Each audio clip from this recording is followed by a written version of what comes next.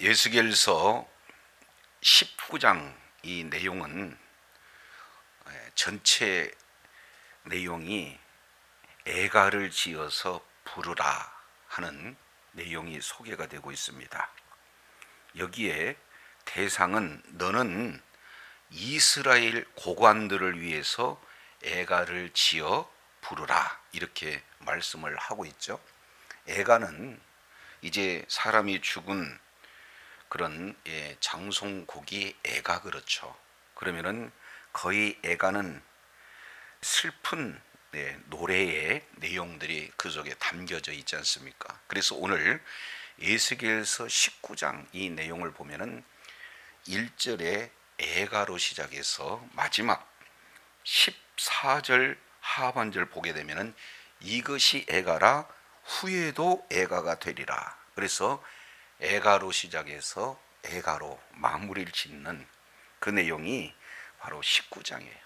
그래서 이스라엘의 방백들, 이 내용을 원문으로 보면은 방백이기도 하고 왕에 대해서도 말씀을 하고 있습니다. 그러니까 고관들, 방백들, 왕들을 향해서 이제 헛된 그러한 소망 가운데 있는 그들을 향해서 이제는 소망이 없는 절망, 애가를 지어서 부르도록 에스겔 선지를 통해서 하나님께서 말씀을 하시는 내용입니다. 그런데 이 애가 내용을 크게 두 개의 비유를 통해서 말씀을 하고 있어요.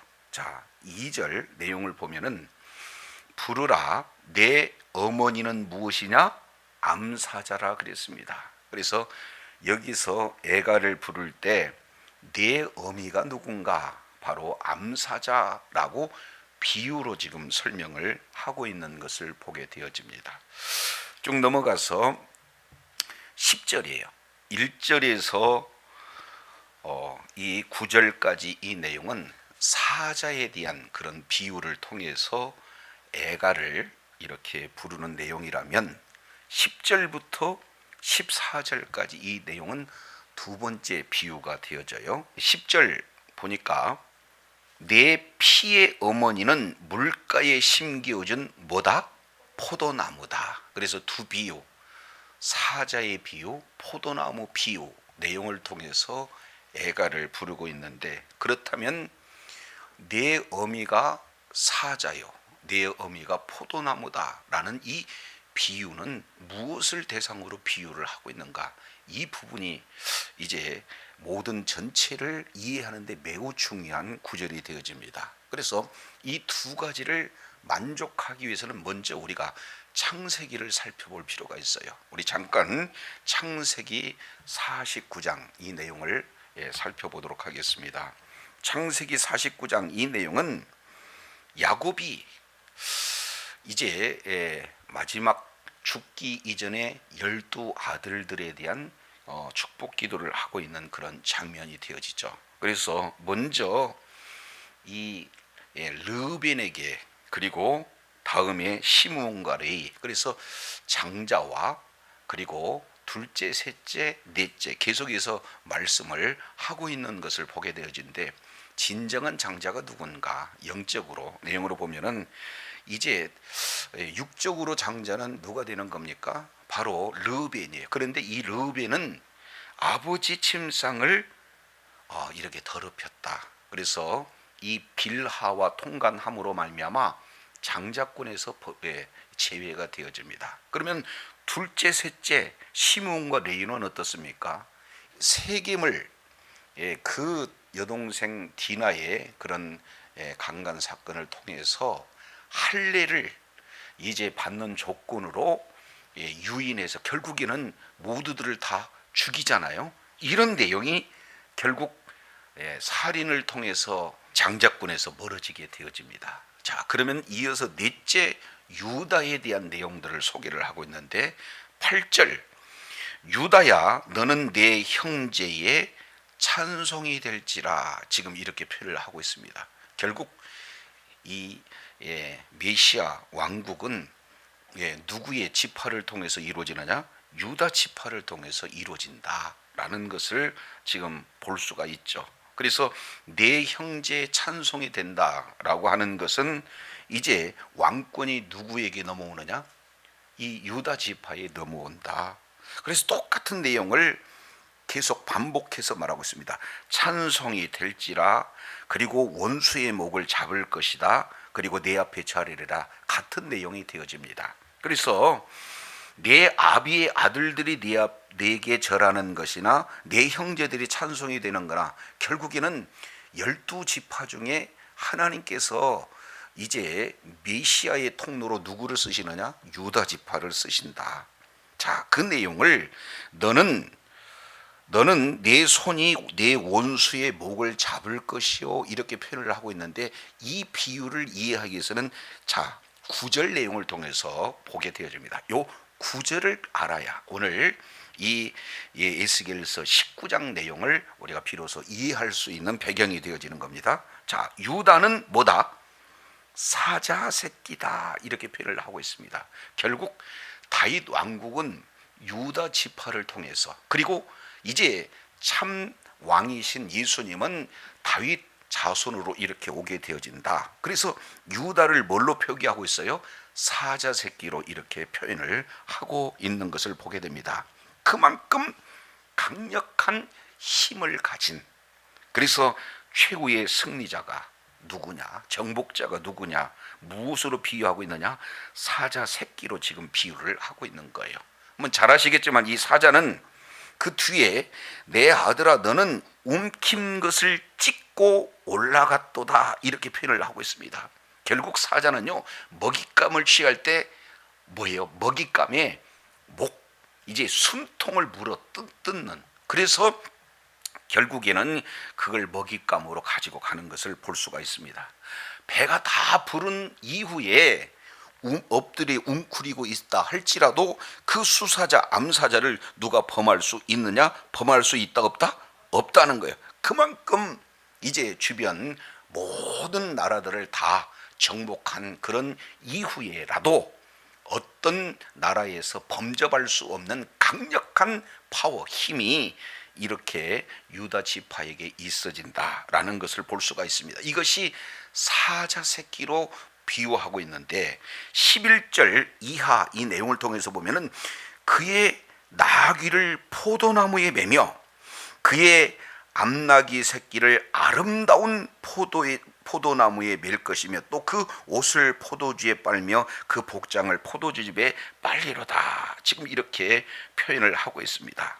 그러니까 사자를 통해서는 아주 강력한 힘을 이렇게 말씀을 하고 있지만, 포도나무를 통해서 풍성함에 대한 내용들을 이렇게 말씀을 하고 있어요. 그래서 유다에 대한 비유는 사자, 그리고 또 하나는 포도나무 비유로 유다 지파를 통해서 메시아가 오는데, 10절 규가 유다를 떠나지 아니하며 통치자의 지팡이가 그 발 사이에 떠나지 아니하기를 누가 오기까지? 실로가 오기까지. 여기서 실로라는 것은 샬롬입니다. 그러니까 샬롬을 주는 자는 메시아, 예수님이죠. 그러니까 예수님이 오시기 이전까지 다윗 왕국은 끊임없이 계속 그 왕권이 이어진다라는 사실을 이렇게 말씀을 하고 있습니다. 따라서 이 사자와 그리고 포도나무, 내 어미가 암사자다, 그리고 내 피의 어머니가 포도나무다라고 하는 것은 누구를 지칭을 하고 있습니까? 바로 다윗 왕국의 왕들을 지칭을 하고 있는 것을 보게 되어져요. 자, 다시 봅니다. 이제 에스겔서 19장 2절 1절도 보시죠. 너는 이스라엘의 왕들을 위하여, 너는 이스라엘의 고관들을 위하여 애가를 지어 부르라. 그러면 대상이 누구냐? 내 어머니는 무엇이냐? 암사자라. 다윗 왕국을 지금 지칭을 하고 있는 것을 보게 됩니다. 그러면 다윗 왕국에 계속해서 세워질 그런 왕들을 그 사자 새끼들 가운데 엎드려 젊은 사자 중에서 그 새끼를 기르는데 그랬습니다. 많은 새끼 사자로 일컫는 다윗 후손의 그런 왕들을 지칭을 하고 있는 것을 보게 되죠. 자, 그런데 3절입니다. 그 새끼 하나를 키움에 젊은 사자가 되어 먹이 물어뜯기를 배워 그 다음에 뭐 했어요? 사람을 삼켰습니다. 결국 이 새끼 하나가 아주 사람을 삼켰다라고 이 얘기하는 것은 매우 포악하다, 매우 잔인하다. 그래서 그의 탐욕을 이렇게 채우기 위해서 폭정을 하고 있는 것을 사람을 삼켰다, 지금 이렇게 말하고 있습니다. 이것을 많은 학자들은 이 자가 누구냐, 바로 요아스의 둘째 아들 여호아스다라고 해석하는데 이견이 없어요. 그러니까 이 마지막 이 네 명의 왕들 중에 제17대 왕 여호아스다, 이런 자는 이 먹이를 물어뜯기를 사람을 삼켰다, 이 내용을 열왕기하 23장 이 내용을 보면 하나님 보시기에 악을 행했다라는 이런 내용으로 이렇게 말씀을 하고 있는 것을 보게 되어집니다. 그래서 결국 이방이 듣습니다.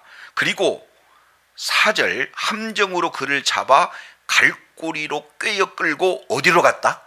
애굽 땅으로 갔다. 이 애굽 땅으로 가는 이 자를 바로 누구가 이 엘리야킴, 그의 아버지 요시야를 대신해서 엘리야킴을 왕으로 삼고 이름을 개명시킵니다. 그러니까 그 계명은 누굽니까? 여호야킴을 대리로 해놓고 실제 여호아스는 어디로 사로잡아가요? 애굽으로 사로잡아가요. 이것이 애굽 왕 바로 느고가 하는 이런 내용들을 보게 됩니다. 그러니까 23살의 왕위에 나가서 3달 치리를 했는데 그 3달 치리하는 이 여호아스가 하나님 보시기에 악을 행함으로 말미암아 이 바로 느고가 그를 애굽으로 끌고 갔다. 그리고 그 사이에 요아스의 아들을 여호야킴을 대신해서 왕을 세우게 되었다 하는 이 내용을 예스겔서 19장 4절 이렇게 지금 말씀을 하고 있는 것을 보게 되어집니다.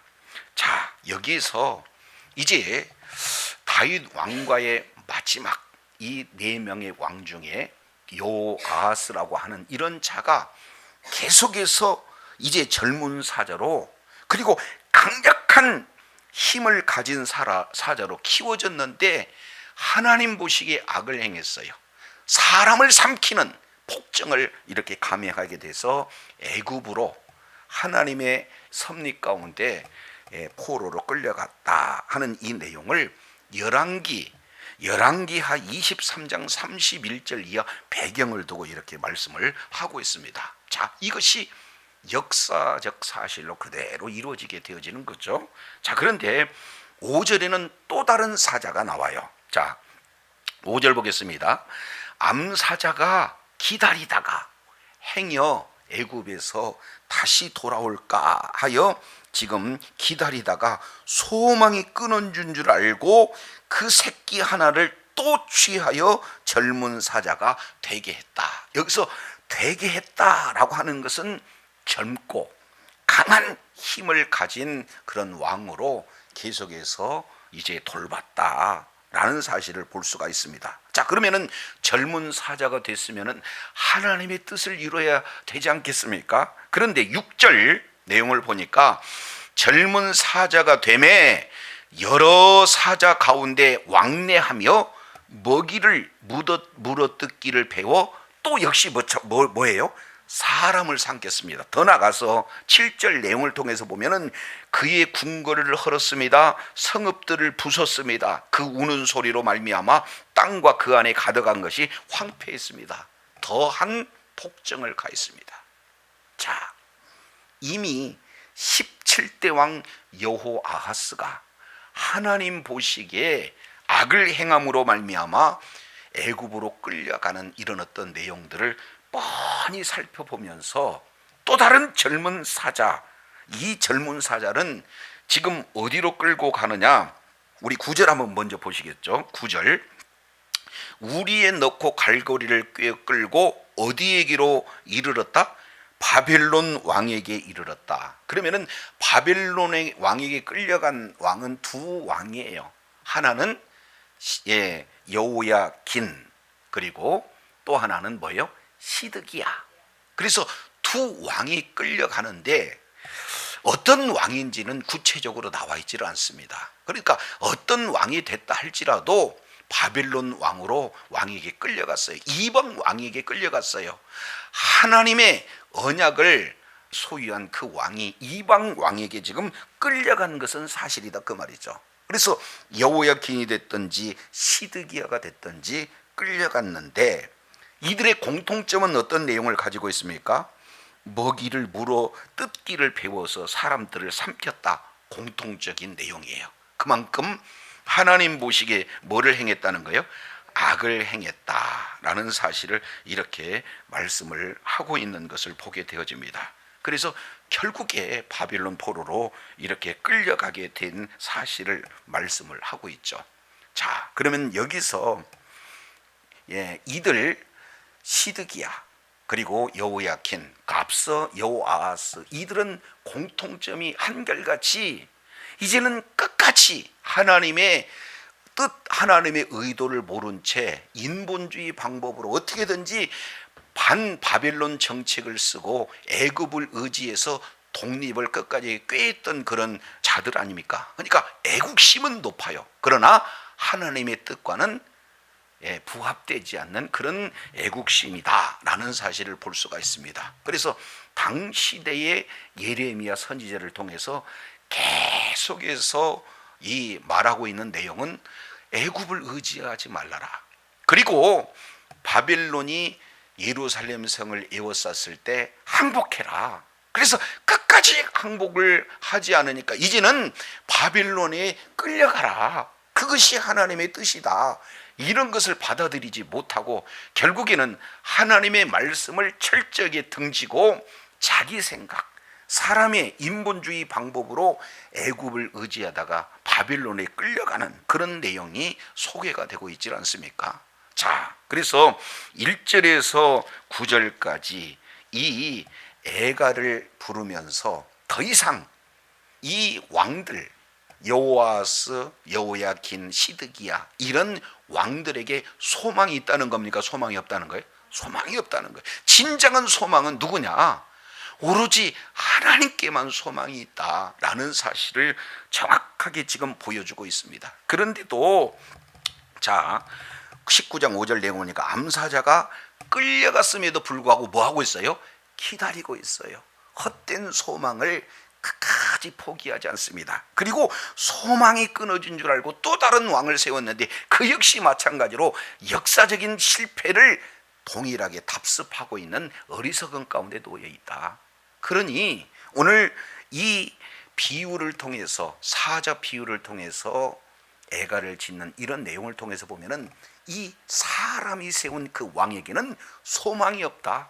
이제는 애굽으로 끌려가는 길 그리고 바벨론으로 끌려가는 그 길 외에는 없다. 이것을 애가를 통해서 계속해서 지금 부르게 하고 있는 하나님의 의도를 우리가 잘 깨달아야 된다라는 사실을 이렇게 살펴볼 수 있게 되어집니다. 우리 한 군데 한번 보시죠. 시편 42편 5절 내 영혼아 내가 어찌하여 낭망하며 어찌하여 내 속에 불안해하는고 너는 하나님께 뭐를 둬라?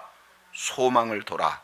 그 얼굴의 도우심으로 인하여 오히려 내가 찬송하리로다. 지금 이렇게 표현하고 있습니다. 그러니까 우리의 진정한 소망은 어떻게 되는 거예요? 하나님만이 우리의 소망이 되어진다. 그런데 지금 북이스라엘이 아수르에 의해서 이미 패망했어요.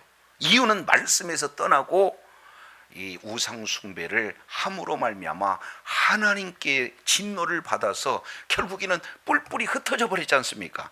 그런 내용을 그대로 보고 있는 그 남유다가 오히려 북이스라엘보다 더한 하나님의 말씀에서 떠난 우상 숭배를 하는데 앞장섰다 그 말이죠. 그러면서 바빌론에 의해서 포로로 끌려갈 것을 예레미야 선지자로 예언을 하나님께서 하고 계시지 않습니까? 그런데도 하나님의 뜻을 받아들이려고 하지 않아요. 그래서 결국에는 인간적인 방법으로 애구급을 의지해서 우리에게는 성전이 있다, 우리에게는 성전이 있다, 우리에게는 성전이 있다, 이러한 잘못된 그런 어떤 신앙을 가지고 끝까지 애국심을 빌어서 하나님의 뜻을 거스리는 이런 자들에게 지금 소망이 없음을 애가를 통해서 보여주고 있는 것을 볼 수가 있습니다. 자, 그렇다면 진정한 왕은 누가 되는 겁니까? 바로 예수 그리스도만이 우리들의 소망이 되어진다라는 사실을 오늘 본문을 통해서 볼 수가 있습니다. 자, 두 번째 내용을 보면 10절입니다. 10절. 자, 여기는 내 피의 어머니는 어디에 심어진 포도나무 그랬어요? 물가에 심겨진 포도나무. 그러니까 포도나무는 물가에 심겨졌기 때문에 지금 세 가지로 표현을 하고 있습니다. 물이 많았다, 그리고 열매를 많이 맺었다, 그리고 가지도 무성했다. 지금 이렇게 말하고 있습니다. 그만큼 다윗 왕가, 이것은 하나님의 놀라운 이런 축복을 받았던 그런 상황을 이렇게 표현을 하고 있습니다. 자, 그런데 11절 내용을 통해서 보니까 그 가지들은 강하여 권세 잡은 자의 규가 될 만한데 그 하나의 키가 굵은 가지 가운데서 높았으며 많은 가지 가운데 뛰어나 보이다가 그랬습니다. 그러니까 결국에는 가지가 높았고 많은 가지보다도 뛰어나게 보였다. 이것은 다른 말로 뭘 얘기하는입니까? 교만을 얘기하고 있어요. 그러니 전적으로 하나님께서 물가에 심긴 포도나무처럼 하나님의 은혜가 아니고는 결실도 맺을 수도 없고, 그리고 이런 가지도 무성할 수도 없다.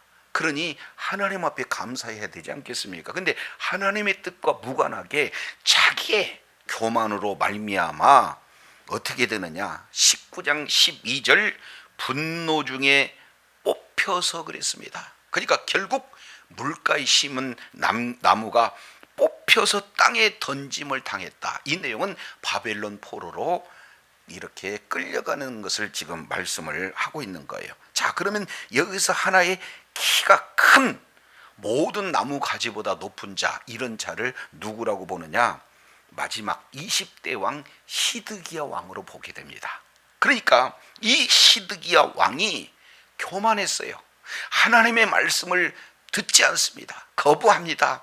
끊임없이 예레미야의 권면에도 불구하고 듣지 않는 그런 어떤 내용이 되어져요. 자, 그래서 그 결과 12절 분노 중에 뽑혀서 땅에 던져짐을 당하매 그 열매는 동풍에 마르고 그 강한 가지들이 꺾이고 말라 뭐했다? 불에 탔다. 지금 이렇게 표현을 하고 있습니다. 힘없이. 이 시드기야는 바벨론 왕이 세운 그런 자가 아니겠습니까? 그럼에도 불구하고 바벨론을 배반하고 애굽을 의지하려고 그랬어요. 그러니 애굽에서 등 돌리고 바벨론 왕에게 항복하라. 그리고 하나님의 뜻은 바벨론으로 이제 항복하는 것이 하나님의 뜻이다. 그런데 이것을 매국노로 몰아치는 거예요. 그 선지자를. 그래서 결국에는 이제 시드기야가 어떻게 돼 있습니까? 끝까지 저항하고 항복하지 않으니까 결국에는 도망가다 잡혀서 두 눈이 뽑히고 바빌론 포로로 끌려가는 거 아니겠습니까? 자, 그래서 이제 13절 보겠습니다. 이제는 광야 메마르고 가뭄이 든 땅에 심긴 바 되었다. 어디에서? 10절 물가에 심긴 포도나무가 이제는 광야 메마르고 가물이 든 그런 땅에 심겼다. 지금 이렇게 표현을 하고 있어요. 그러니 실과는 동풍에 마르고 건강한 가지들은 꺾이고 마르고 불에 탄 이런 내용들이 그대로 이루어진다라는 것을 볼 수 있잖아요. 자, 그래서 19장 14절 내용을 보니까 불이 어디에서부터 나와요? 그 가지에서부터 나와서 그 실과를 태웠다. 여기서 완전히 파멸을 말하고 있는 거예요. 완전히 실과를 태웠다 이렇게 표현을 하고 있습니다. 그러면은 여기서 자세히 살펴보면은 불이 어디서 나온 겁니까? 하나님으로부터 나오는 거예요. 자기 가지 중에 하나에서부터 나온 거예요. 자기 가기에서. 그러니까 결국에 심판 원인은 결국 외적으로는 바벨론이라고 하는 제국에 의해서 포로로 끌려갔지만 실상은 어떻게 되는 겁니까? 그들의 죄악 때문에 이런 불이 임했다. 하나님의 심판이 임했다는 거예요.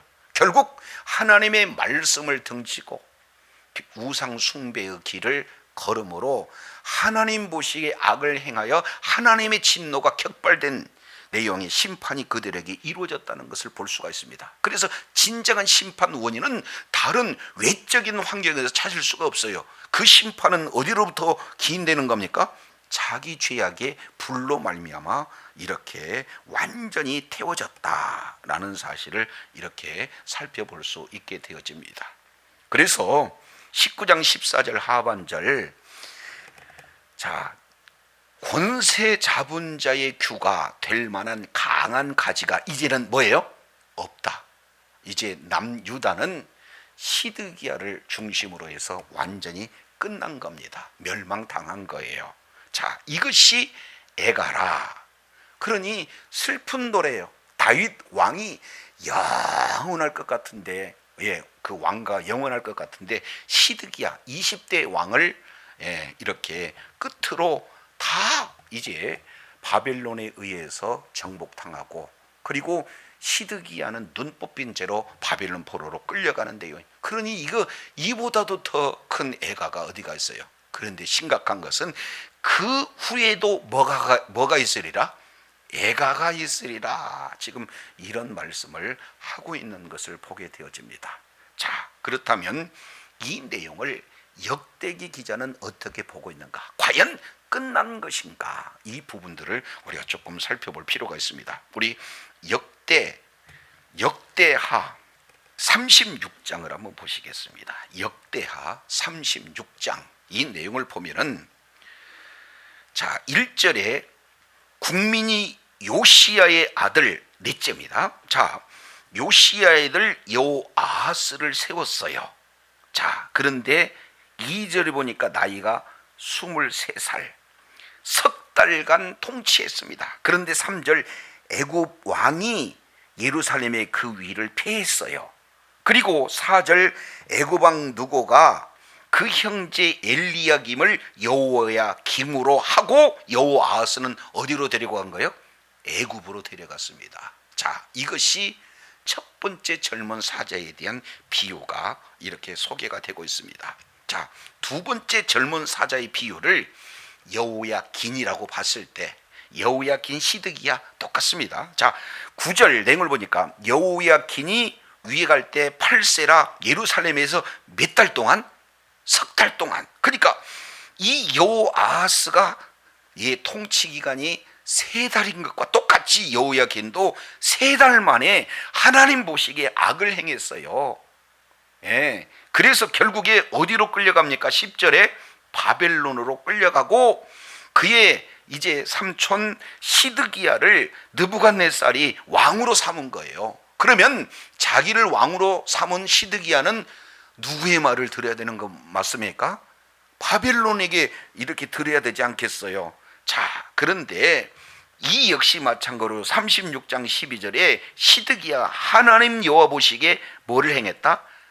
악을 행했다. 그래서 선지자 예레미야가 여호와의 말씀으로 일러도 그 앞에서 겸비하지 않았다는 것을 이렇게 성경은 말씀을 하고 있습니다. 그래서 결국에 19절 18절 하나님의 전의 대소기명들과 여호와의 전의 보물과 왕의 방백들의 보물을 다 바벨론으로 가져가고, 또 하나님의 전은 불살라지고, 20절 바벨론으로 다 사로잡혔는데 21절 하반절에 보니까 여호와께서 예레미야 입으로 하신 말씀과 이제 응하게 되었다라는 사실을 이렇게 말씀을 하고 있는 것을 보게 되어집니다. 자, 그런데 이것으로 끝나는 줄 알았더니 바벨론에 끌려가는 것으로 애가로 끝나는 것 같잖아요. 자, 그런데 실제 바빌론에 끌려가서 어떻게 되느냐, 이미 끌려갔던 여호야킨, 여고냐라고도 이렇게 표현을 하고 있죠. 우리 잠깐 마태복음을 한번 보시겠습니다. 마태복음 1장 이 내용을 통해서 보면은 이 아브람과 다윗의 자손 예수 그리스도의 족보라 쭉 해가지고 지금 말씀을 하고 있는데, 자 여기에 크게 아브람부터 다윗까지 14대, 그리고 바벨론으로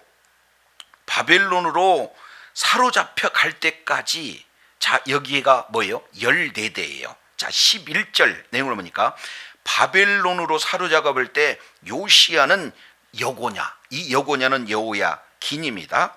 이 여호야긴 그 형제를 그 현장에서 지금 낳은 거 아니겠습니까? 그런데 12절 잘 보세요. 바벨론으로 사로잡혀간 후에 여고냐는 뭘 낳았어요? 스알디엘을 낳고, 스알디엘은 스르바벨을 낳고, 쭉 이제 그리스도 예수가 탄생하는 그런 내용입니다. 결국 이제 역사에서는 BC 722년도 아수르에서 북이스라엘 완전 멸망이 되어지고, 그리고 남유다는 시드기야 때 바벨론에 완전히 멸망이 돼서 끝난 것 같잖아요. 그런데 하나님의 역사는 여기서 끝나지 않고 어떻게 되는 겁니까? 실로가 오기까지 다윗의 왕권은 영원하리라 하면서 결국에 다윗의 후손으로 누가 오고 있는 것을 볼 수가 있어요? 바로 메시아 예수 그리스도가 지금 이렇게 오고 계시는 것을 볼 수가 있습니다. 그래서 오늘 에스겔서 19장 이 내용을 통해서 보면은 지금 현재 세워진 그 왕에게 이제 소망을 둘 수가 없다는 거예요. 진정한 소망은 누구냐? 우리 하나님께 있다. 그런데도 많은 사람들은 끌려가고 역사가 반복됨에도 불구하고 끝까지 하나님의 말씀보다는 자기의 그런 어떤 세상적인 애국심, 자기의 지식을 쫓아서 결국에 파멸의 길로 가는 어리석은 길을 걷는다라는 사실을 보게 되어져요. 이것이 바로 마지막 이 여호아하스의 길이요, 여호야긴의 길이요, 시드기야의 길인 것을 볼 수가 있습니다. 우리와 똑같은 그런 어떤 내용이죠. 그래서 완전히 애가 끝났다 할 그때에 누가 오시는 겁니까? 예수님께서 우리들의 죄, 우리들의 허물을 십자가에서 짊어지시기 위해서 이 땅에 오셨어요. 그러니 이제는 이 영원한 애가 파멸해서 우리를 완전히, 이제는 애가가 아닌 어떻게 됩니까?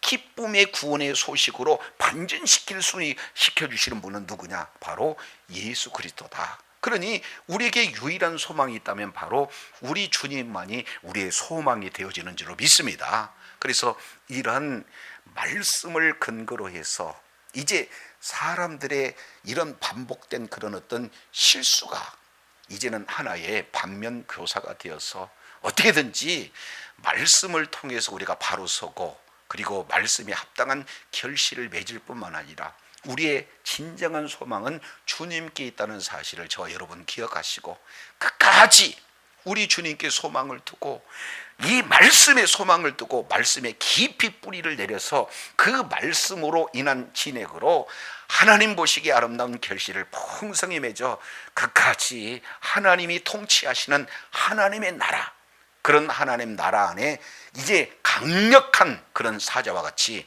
포도나무와 같은 풍성한 아름다운 결실을 맺음으로 하나님 앞에 영광 돌리고 끝까지 존귀하심 받는 복된 은혜가 있기를 예수 이름으로 축원합니다. 기도하겠습니다. 참으로 좋으신 하나님 아버지, 오늘 두 가지 비유를 통해서 애가를 지어 불러라 주님 말씀하고 있습니다. 바로 이제 사자와 포도나무 비유인데 이 두 가지를 만족한 것은 바로 다윗 왕가에 대한 비유를 이미 창세기 49장 이제 8절로 11절까지 유다 지파로 오시는 바로 예수 그리스도 족보를 통해서 먼저 다윗의 왕가를 통해서 살펴보게 되어집니다.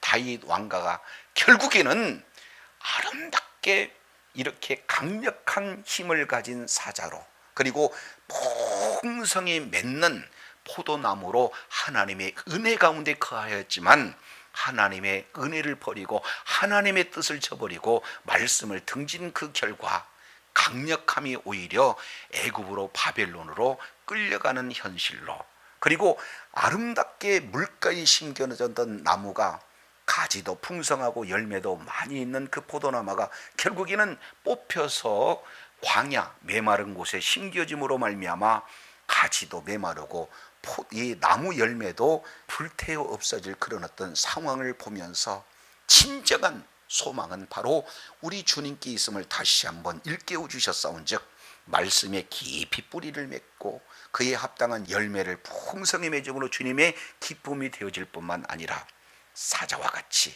이제 강력한 바로 이 예수 그리스도의 인도함을 따라 날마다 영적 전쟁에서 승리를 통해 주님 앞에 영광 돌리는 주의 사랑하는 자녀들 다 되게 하여 주시옵소서. 우리 구주 예수님 이름으로 기도드립니다. 아멘.